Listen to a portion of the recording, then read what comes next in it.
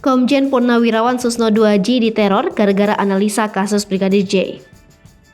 Mantan Kabareskrim Komjen Susno 2J mengaku diteror. Susno 2J mengungkapkan bisnis anaknya didatangi sejumlah polisi liar belum lama ini.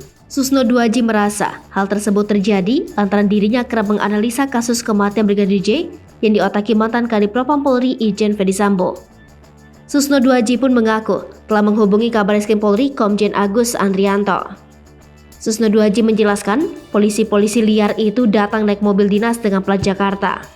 Ia menduga orang-orang tersebut dari kelompok polisi yang tak suka dengan dirinya, banyak omong soal kasus yang menjerat Ferdy Sambo. Menurut dia, kedatangan mereka tak lain untuk meneror.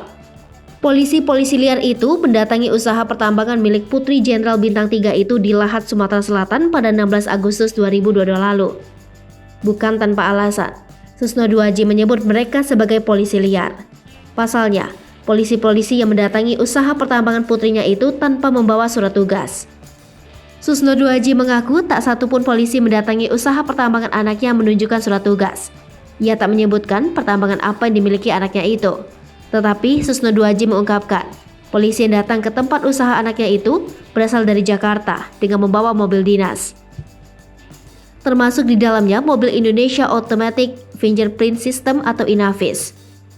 Ia sempat memperlihatkan foto-foto anggota polisi dan mobil dinasnya yang mendatangi bisnis anaknya pada 16 Agustus 2022 lalu itu. Lalu, Susno 2J menghubungi Kabareskrim Polri Komjen Agus Andrianto. Komjen Agus Andrianto kata Susno mengungkapkan tidak pernah mengirimkan anggotanya ke tempat bisnis putrinya itu. Lalu, dari mana polisi-polisi yang datang ke tempat usaha anaknya itu?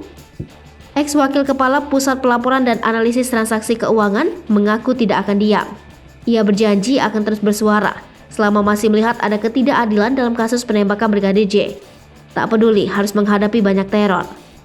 Ia bercerita, sewaktu aktif jadi anggota Polri, pernah mengalami ketidakadilan sehingga ditangkap dan dituduh korupsi.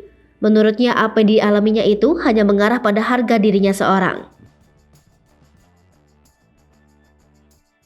Hai pemirsa Sri Popo TV, jangan lupa komen, like, dan subscribe, serta tonton terus berita-berita terupdate lainnya ya.